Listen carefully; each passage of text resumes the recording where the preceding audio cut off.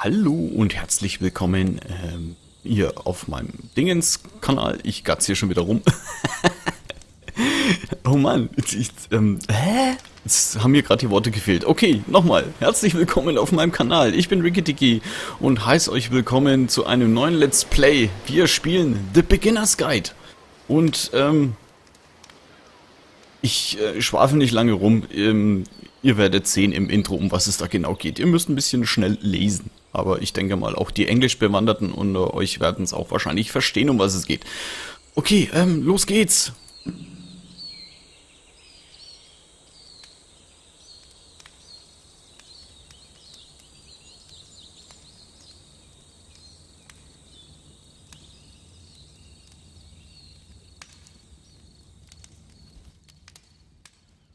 Hi there. Thank you very much for playing The Beginner's Guide. My name is Davey Reedon. I wrote The Stanley Parable, and while that game tells a pretty absurd story, today I'm going to tell you about a series of events that happened between 2008 and 2011. We're going to look at the games made by a friend of mine named Coda. Now, these games mean a lot to me. I met Coda in early 2009 at a time when I was really struggling with some personal stuff, and his work pointed me in a very powerful direction. I found it to be a good reference point for the kinds of creative works that I wanted to make. So just to start you off, this is, I think, the first game he ever made. It's a level for Counter-Strike. You can walk around here, by the way. And mostly it's just Coda learning the basics of building a 3D environment. But what I like is that even though he starts from the simple aesthetic of a desert town, he then scatters these colorful abstract blobs and impossible floating crates around the level. And of course, it destroys the illusion that this actually is a desert town, and instead this level becomes a kind of calling card from its creator. It's like a reminder that this video game was constructed by a real person. And it kind of makes you wonder, what was going through his head as he was building this? This is what I like about all of Coda's games. I mean, not that they're all fascinating as games, but that they are all going to give us access to their creator. I want us to see past the games themselves.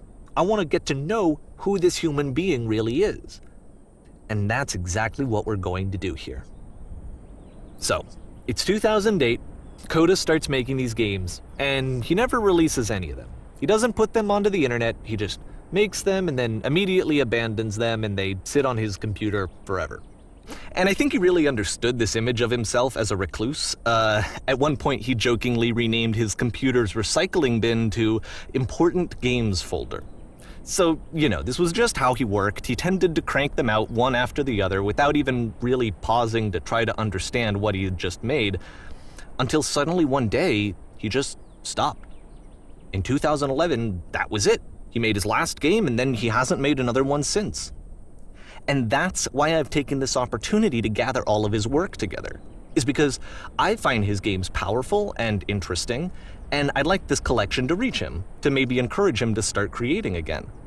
And if the people like you who play this also happen to find his work interesting, then I'm sure it'll just send that much stronger of a message of encouragement to Coda.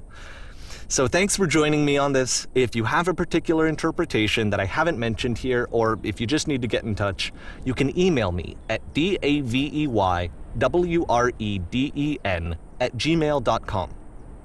Okay, that's about it for introduction. Let's take a look at Coda's first proper game. As each game is loading, I'll show you the date that it was completed. This first one was made in November 2008.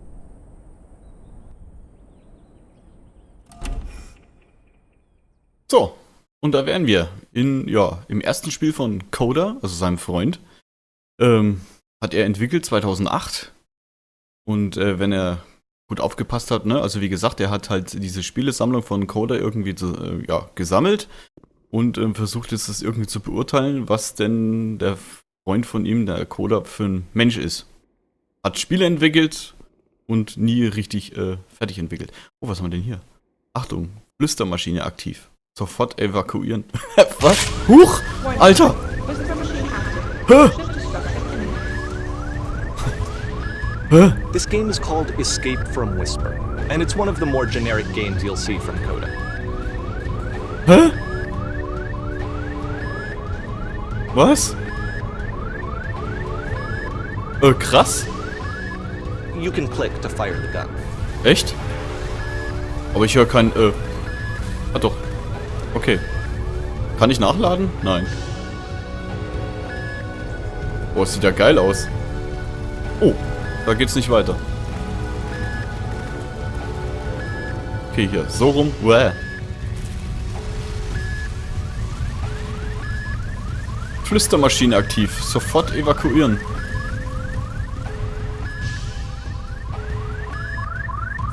Tch. So, und jetzt? Wohin? Hier lang? Oh. Security call breached. Hostile alien life form inbound. Was? Wohin? Hier lang? It kinda looks like this game was abandoned mid-development. For instance, you have this gun, which you'd think would indicate that there are supposed to be monsters or enemies somewhere, but then clearly there are no enemies anywhere. You can't even reload the gun when you run out of bullets. But ultimately we don't really know. Maybe Coda thought that actually it was complete the way that it is. And I think that we should talk about his games for what they are, rather than for what they're not. Enemy force neutralized. Interessant. Okay. Also es scheint laut Coda fertig entwickelt zu sein, das Spiel, aber ich kann ja nicht mal die Waffe nachladen. I love how you can see the bottom of the universe from this room. Das stimmt, das sieht geil aus. Huch. Okay, super entwickelt. Lustig. Wo geht's denn jetzt hier lang? Hallo? Oh. Aha. Interessant. Nix. Apparently this space station has a labyrinth on it. Sure, I don't know. There's really no reason for it that I've ever been able to discern, so in the interest of time, I'm just gonna skip you on past it. Aha, Labyrinth. Mal schnell übersprungen. Okay, this is the part that's interesting. The game has this narrative about the whisper machine and how it has to be turned off, and then you get to the engine room. Aha, also Flüstermaschine abschalten, dann kommt man in die Maschine rum. Huch. You there, in the engine room. You could save us all. That beam is powering the whisper machine. We could disrupt it by introducing a great enough heat signature. If your body could stop the beam. It's so much to ask, but for all of our lives, would you do it? Could you give yourself? Was soll ich? Ich soll mich opfern? Warum? Von irgendeiner Stimme, die irgendwo herkommt? Ja, okay. Mach ich mal. Hops. Okay. Let me pause here for a second. What you just experienced, stepping into the beam and then dying, is probably what Coda had initially intended when he was developing this level. But when he first compiles and plays it, something goes wrong. There's a bug somewhere. And this is what happens instead. Was? Ist ein Fehler unterlaufen? Was? Also gut, ich bin jetzt reingesprungen, hat mich geopfert und, Hä? Ja, und jetzt? Ich springe jetzt nochmal rein. Hopp. Huch! Alter, was? Programmierfehler! Krass! Ach, guck mal The hier. beam causes you to start floating. And this is an important moment for him. Because yes, this is technically a glitch, but Coda identifies something human about it. Like how small it makes you feel in the face of this larger chaotic system. Or this floating could be the afterlife, a peaceful place, juxtaposed against all of the hysteria that you've just had to traverse. I don't even know. I have no idea what he was thinking, but what's clear is that after making this, something lodges itself in his brain. He wants to do more of these really weird and experimental designs. So he stops work on this and moves on to a stream of tiny little games that go in all sorts of directions. Let's go ahead and take a look at the first game he made after leaving this one behind. Gut, dann schauen wir uns das mal an. November 2008. So, was hat er denn jetzt hier programmiert? Der Coder. Okay. Kann mich nicht bewegen? Yep, in this game you can only walk backwards. Was? Ich kann nur rückwärts gehen? Nee. Ja, okay. Was? Die Vergangenheit lag hinter dir. Okay. Das ist ja strange. Okay, ich kann jetzt nur...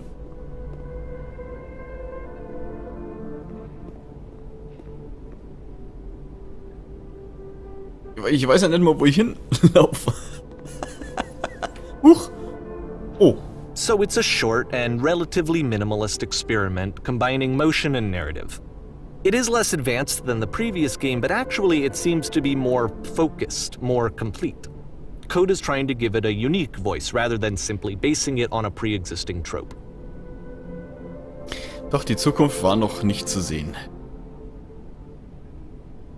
Okay, also, ich kann nur rückwärts gehen.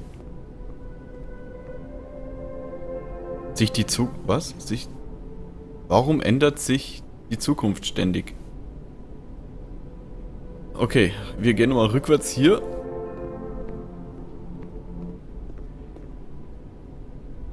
Wenn sie stehen bleibt und sich umsieht, wird es klarer. Ja, also wie gesagt, ich kann nur rückwärts gehen. Das ist ja geil. Oh, was? Aber wenn die Zukunft immer hinter ihr liegt, wie soll sie dann die Kraft finden, sich ihr zu stellen? It's a short little thought, it says what it wants to say, and then it ends. Didn't need anything more than that. Which to me is why it works, because it gets out quick. Okay, next one. November 2008. Oh, das sieht ja schon wieder etwas interessanter aus. Das war aber jetzt gerade echt interessant. Einfach nur mal rückwärts gehen. Kann ich jetzt... Oh, ich kann hier aber... Okay.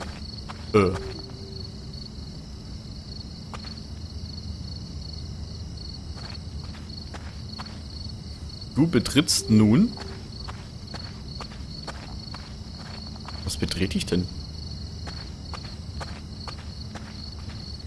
Huch. And that's it. Okay, the meaning of this game won't be clear just yet. Please be patient with me for a few more games and I promise you'll see what makes it interesting.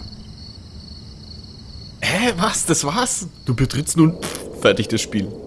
Oftentimes, Coda would put bizarre titles like this one at the start of his games. Okay. Irgendwelche I wish I'd known him at the time that he was making these early games. He would really only talk to me about his work as he was making it. Once he stopped work on a game, like, that was it. It was dead to him. And I don't agree with that at all, but what are you gonna do? Für ihn war das Spiel jetzt fertig. Also fertig entwickelt und... Okay. Strange. Was ist in Coda seinem Kopf vorgegangen? Dass der so komische Spiele entwickelt hat. Okay. Ist das die Treppe des Erfolgs? Ich weiß es nicht. Ich werde immer langsamer. Was? Once you've been slowed to an absolute crawl, the door at the top of the stairs opens. So why, if Coda's not showing these games to anyone, why bother opening the door at all? Well, to show you, I'm modifying the game here so that when you press enter, it'll bring you back up to full speed so you can enter the door for yourself. Also gut, ich kann so jetzt nicht nach vorne laufen, aber er hat die Tür aufgemacht in seinem Spiel, da oben. Okay, ich soll die Eingabetaste drücken. Okay, jetzt bin ich mal gespannt, was hinter der Tür ist.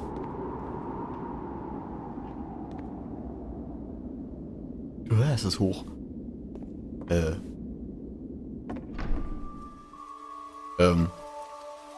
Was? Ein Spiel voller Stühle, von denen einer schwebt. Du beginnst in einem kleinen Raum, bis du bemerkst, dass du einfach durch die Wände gehen kannst. Du bist eine A Tür. room that's warm and nice and filled with little ideas for games. Du bist die Königin und polierst deine Juwelen.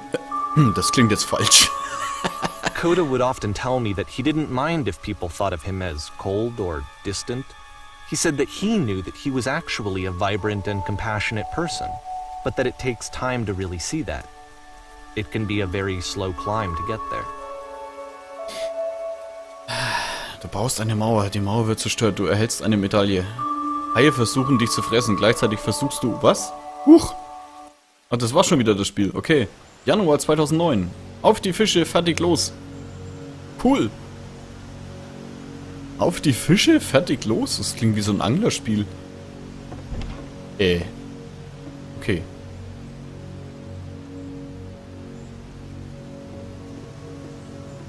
Sieht aber schon interessant aus.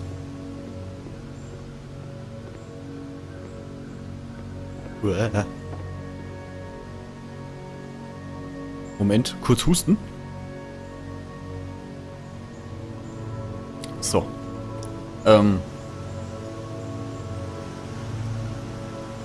Aha. Okay. Well, this is new for Coda. It's an actual puzzle. Go ahead and see if you can solve it. Aha. Was Neues von Coda. Ein Rätsel. Tür. Oh. Will ich da rein?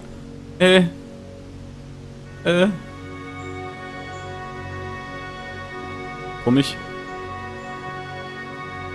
Okay, und jetzt? Hä?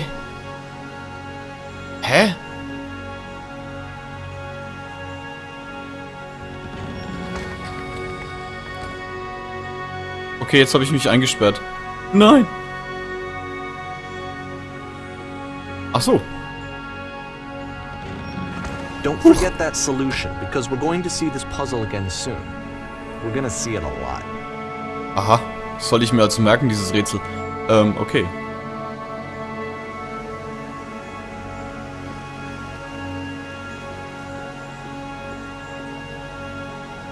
Ist aber schön hier. Gefällt mir. So that seems to be it, right? You walk down a corridor, you solve the puzzle, you get to the end. Simple enough. Alright, now I'm going to modify the game again, so that when you press Enter, it'll remove all of the walls from this room.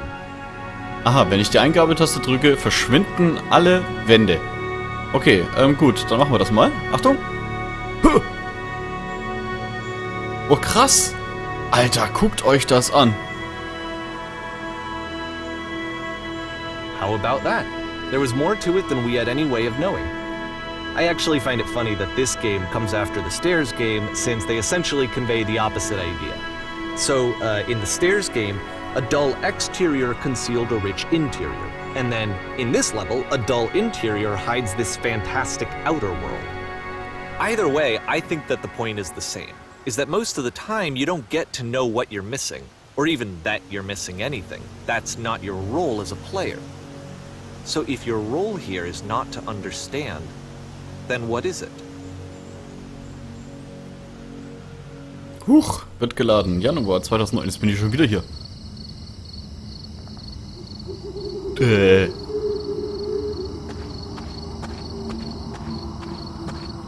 Du verlässt nun.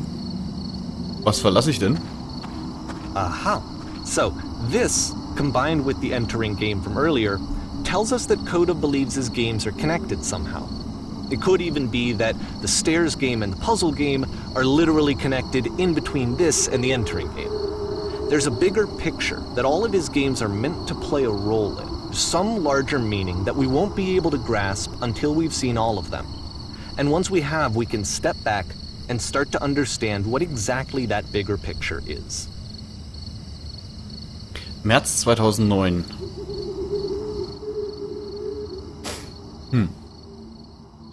Oben geblieben ist noch keiner.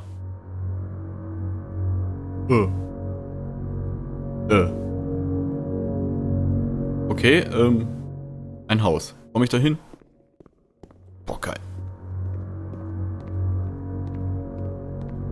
Let's talk about video game development for a second. Every video game runs on what's called an engine, which determines what the game can and cannot do. So in other words, the engine is a set of tools for game development. Ja, Grafik-Engine. To make all of these games, Coda is using an engine called Source. Like all engines, Source has certain things that it does well, and it has certain things that it does poorly. One of the things that it does very well is boxy linear corridors. That's why so many of Coda's games are set in these large, flat, empty rooms, is just because he's working with what the engine does well. Also die Source Engine, The okay. tools available to the creator shape what kinds of creative work they're going to end up making. You might consider paying attention to the architecture in Coda's games, to notice how they seem to stem from an engine that's very good at producing linear, boxy corridors. Ja, Source Engine kennen wir ja, ne? Hier von Counter-Strike und Half-Life und was alles Source Engine. Okay. Aber hier hat er jetzt ein Haus programmiert. Warum auch immer. Was ist das? The Streetwise Pool. Okay. Sieht auf jeden Fall interessant aus. Aber schön. Gefällt mir. Gefällt mir. Ist echt schön. Ein Behindertenklo. Huch. Gerade so, dass ich durch die Tür komme. Ey, Moment. Ich bin ja neugierig. Ich will ja wissen, was ist denn... Komm ich da auch rein? Nee. Nein. Schade. Ey, der Coder ist schon ein interessanter Typ, was der da so programmiert hat. Das spiegelt seine Psyche wieder. Hallo? Okay, Huch. Komm ich da? Kann ich springen? Kann springen. Nee. Nee. Okay, die Tür ist für nix. Okay, ich gehe da mal hier runter. Alter, was ist denn das? Hä? Hallo?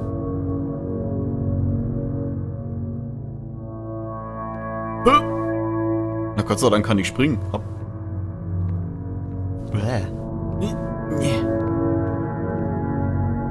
Ach du Scheiße. Nee. Nein. Okay. Au. Au. Au. Au. Okay, irgendwie kann man anscheinend nicht sterben. Wo geht's denn da hin?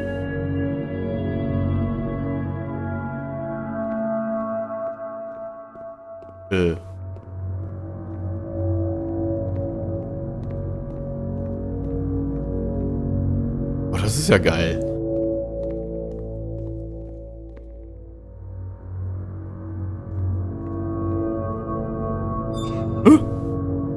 Was war das? Hallo? Das sieht aus wie so eine Bank.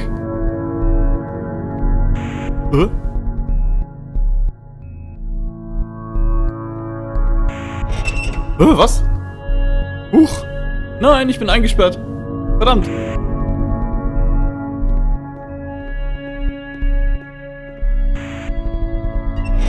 Was? Na toll. Nee. Huch. Hier lang?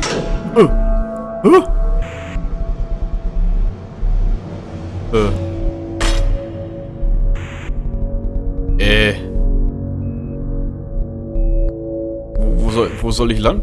Ach, hier komme ich gar nicht lang. Hä? Ich will hier... Okay, ich kann nur hier lang. This prison, funny enough, in Coda's original design, the door stayed shut for a full hour before letting you go. If you don't mind, I think we're gonna skip that. Ist ja krass, der hat das Spiel so programmiert, dass diese Tür erst nach einer Stunde wieder aufging. Das soll ein Gefängnis sein. Alter, krass. Leute, das ist strange. Ich würde jetzt gerne noch weiterspielen, aber ich will die Folge nicht zu lange machen. Okay, also ich bin voll gespannt, wie es weitergeht. Vor allem, also was der noch so entwickelt hat, der Coder. Was der für komische Spiele entwickelt hat. Was hat der bloß für eine Psyche, der Typ?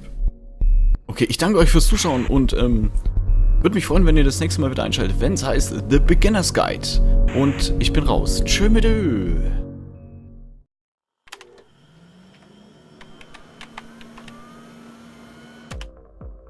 Let's say you sit down at a stranger's computer.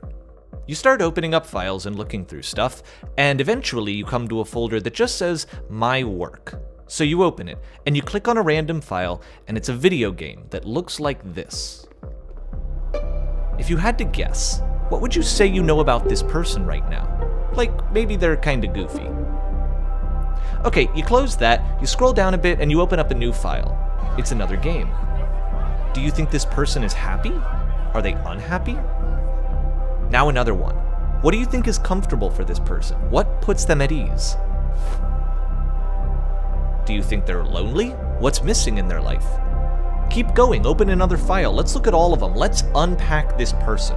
Are they upset about something or fighting something? What do you think makes this person angry? What kinds of friends do they have? Do they even enjoy making video games at all? Take all of these images, hold them in your mind, and now try to imagine, without ever having met this person, who they are. Okay, let's do it. Let's find out if you're right.